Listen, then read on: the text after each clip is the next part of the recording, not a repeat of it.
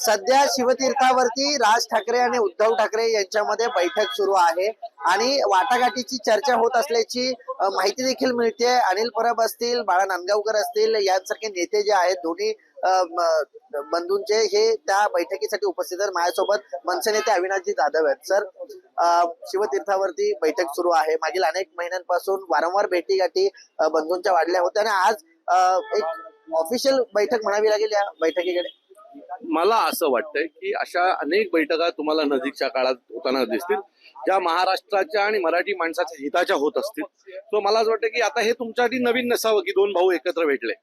दोन्ही भाऊ सतत याच्या पुढे महाराष्ट्राच्या विकासासाठी महाराष्ट्राचं जो काही नुकसान मागच्या 3 वर्षात झालंय त्याच्या बाबतीमध्ये एकत्र आलेले दिसतील आणि नजीकच्या काळामध्ये या तुम्हाला गोष्टी सतत होताना दिसणार आहेत। पण ज्याप्रमाणे याआधी पाहिलं की राज ठाकरे आणि उद्धव ठाकरे हे म्हणजे एकांतात भेटायचे, मात्र आता बाळा नांदगावकर असतील, अनिल परब असतील, संजय राऊत हे सगळे नेते आता एकत्रित बसलेले आहेत। कुठेतरी वाटाघाटीच्या चर्चा सुरू आहेत का? कारण मुंबई महापालिकेची बैठक काय आहे मला माहित नाही, कारण आम्ही दोघेही आज सकाळपासून प्रभाग रचने या विषयामध्ये ठाणे महानगरपालिकेत आहोत।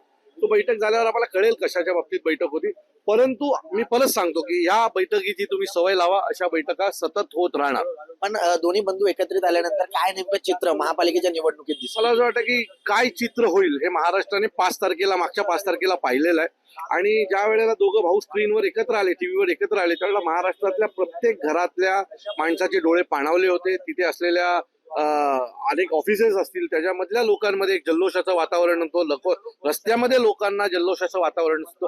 हे जे होतं ना, हे लोक मतांच्या रूपाने या दोघा भावांना आशीर्वाद देतील आणि त्यांना मराठी माणसाला अपेक्षित असलेलं महाराष्ट्रात काम होईल। ज्यावेळेस ही बैठक संपेल त्यानंतर माध्यमांसमोर येऊन दोन्ही नेते बोलतीलच, मात्र ठाण्यामध्ये कसं चित्र असेल?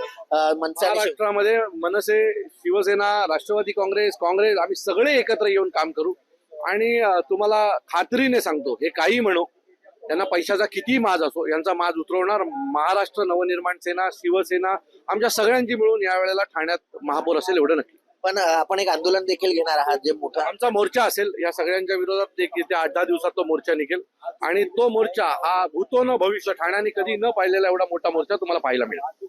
नक्कीच भविष्यात भूतो न भविष्यती अशा प्रकारचा मोर्चा जो आहे तो ठाण्यामध्ये पाहायला मिळणार असल्याचं मनसे नेते अविनाश जाधव यांनी सांगितलेलं आहे।